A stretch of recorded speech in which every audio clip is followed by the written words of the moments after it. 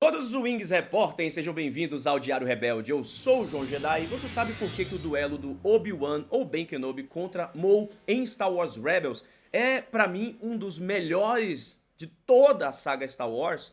Eu sei, talvez pode soar estranho, principalmente porque é um duelo muito curto e em uma animação. Mas estão surgindo algumas páginas de quadrinhos da série mensal do Obi-Wan que trouxeram uma reflexão sobre os personagens, o Obi-Wan mesmo lembrando sobre esse duelo, e isso me incentivou a fazer esse vídeo pra gente conversar sobre esse que eu considero realmente um dos melhores duelos da saga. A gente tem o Obi-Wan refletindo nos seus diários, como a gente sabe na saga regular de Star Wars da Marvel, a gente viu que o Obi-Wan tem diários que ajudaram inclusive o Luke Skywalker a estudar mais sobre os Jedi e a Força, e sobre todo o contexto pré-império, da época do Obi-Wan. E aí a gente tem essa cena dos quadrinhos em que o Obi-Wan tá refletindo sobre o seu duelo com Darth Maul, ou melhor, como Maul, ele tira o título de Darth depois que ele deixa de ser Sith, e assim a gente vê o Obi-Wan pensando nesse duelo.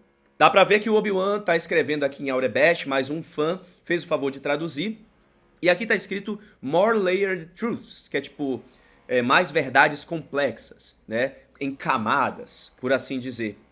Então dá pra perceber que o Obi-Wan ele reflete muito sobre esse duelo. Foi um duelo muito significativo para ele mesmo, como Ben Kenobi, no contexto dele estar isolado em Tatooine, protegendo Luke Skywalker e ainda tendo que enfrentar essas feridas do passado, que ele mesmo fala, inclusive, no duelo, ele fala, meu papel agora, Ezra, fechar essa velha ferida, E feridas, velha ferida, inclusive, é o nome do quadrinho Legends, em que a gente vê esse duelo nessa pegada pela primeira vez, que é o Old Wounds, Uma clara inspiração do Legends para Star Wars Rebels, que Dave Filoni, produtor, showrunner da série, trouxe para Star Wars Rebels e aplicou na animação, nesse contexto. Agora eu quero explicar para vocês por que eu considero esse duelo um dos melhores da saga Star Wars. E assim, ele é muito impressionante na sua construção, nas suas camadas, que eu acho que a gente tem que falar aqui. Muito do que eu vou comentar aqui, inclusive, é uma discussão que já existe entre os fãs, um papo que já existe entre nós, da comunidade de fãs de Star Wars,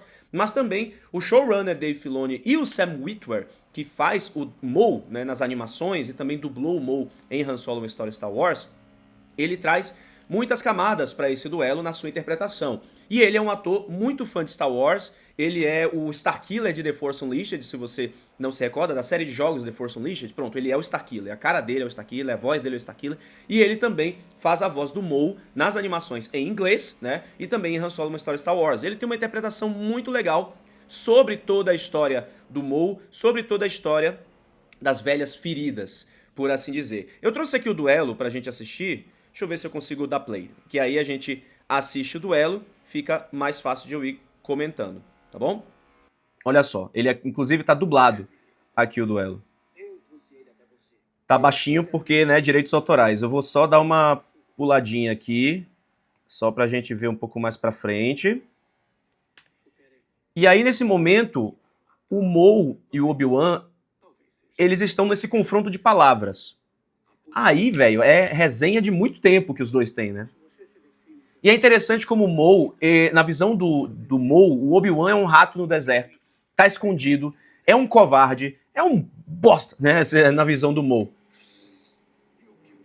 O que você tem, pergunta o Maul. Na visão do Maul, o Obi-Wan é um fracassado. O Obi-Wan, ele é um fracassado mesmo. E a questão toda é que o Maul tá se projetando nele. O Maul é o covarde aqui, o Maul é o fracassado. É o Maul que se acovardou, que fugiu, se escondeu como um rato e agora tá descontando no Obi-Wan suas frustrações, sendo que foi o Maul que acabou com a vida do Obi-Wan, se a gente puder interpretar dessa forma, Aí o Maul chega na interpretação dele final. Ele percebe que o Obi-Wan não estaria simplesmente escondido no deserto. Tá protegendo alguém. E nesse momento é que o Obi-Wan saca o sabre de luz. Porque nesse momento é que tudo fica importante. E aí a gente tem essa posição aqui. Essa posição do Obi-Wan Kenobi, que simboliza a forma 3 Soresu de Obi-Wan, clássica dos episódios 1, 2 e 3. Quer dizer, no 1 nem tanto, ele era Padawan, mas ele usa muito o Soresu, especialmente durante as Guerras Clônicas e no episódio 3, Vingança dos Sith. É a forma de combate do guerreiro Obi-Wan. do mestre da guerra, do general Kenobi, do cavaleiro Jedi que conseguiu superar Darth Vader em Mustafar.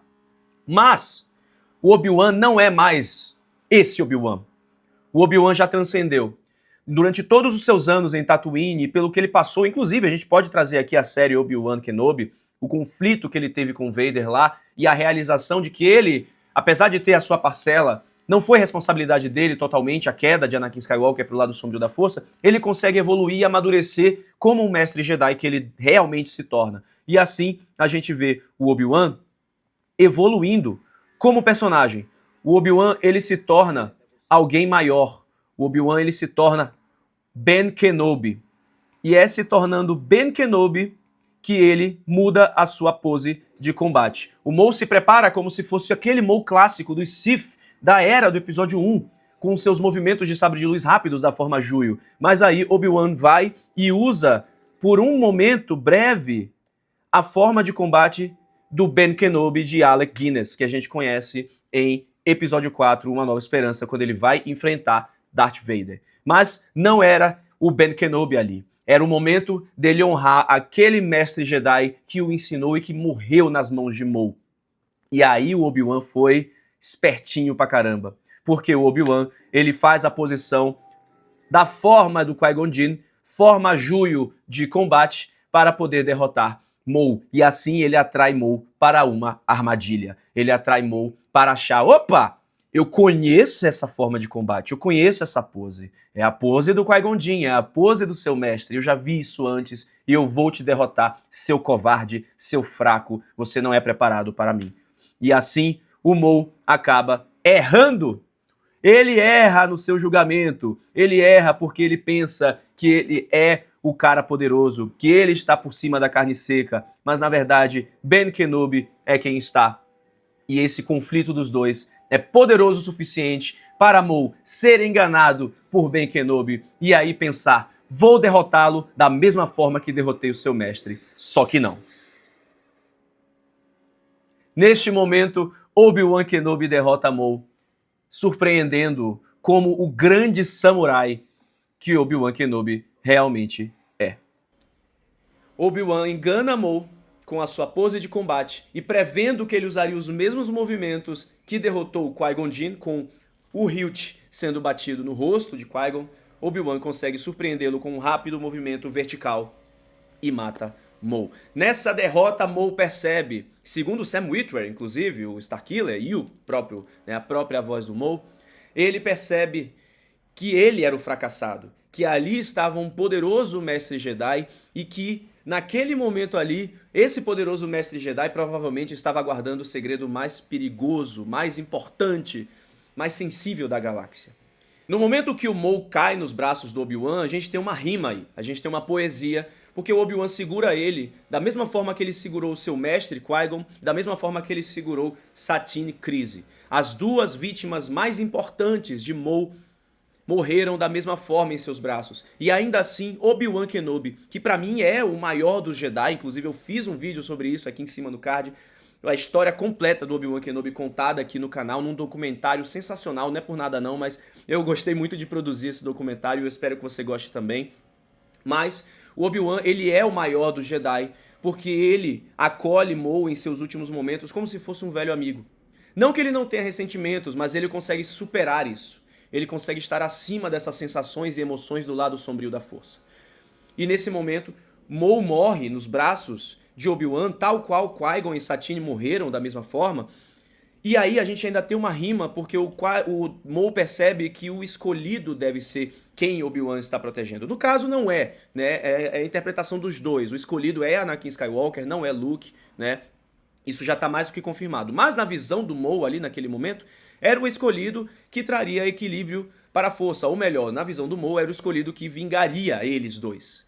E no caso, Qui-Gon fala, né? Ele é o escolhido que vai trazer o equilíbrio. Então tem uma rima aí também nesse momento do falecimento do Maul, em contrapartida junto aí com o falecimento de Qui-Gon Jinn, com os dois percebendo que o escolhido estava à vista da força, né? Então, por essas e outras, para mim esse duelo é sim um dos maiores. Eu não vou dizer o maior duelo, tem outros, né? Mas ele é tão importante, tão cheio de camadas e tão sensível, e traz tanto tino e tanto trabalho pra gente entender a história de Star Wars ou mesmo se apaixonar por ela, que eu quis falar sobre isso, que eu quis falar da importância desse duelo para o personagem de Obi-Wan Kenobi e por que eu acho que esse duelo sim é um dos maiores da saga, sabe?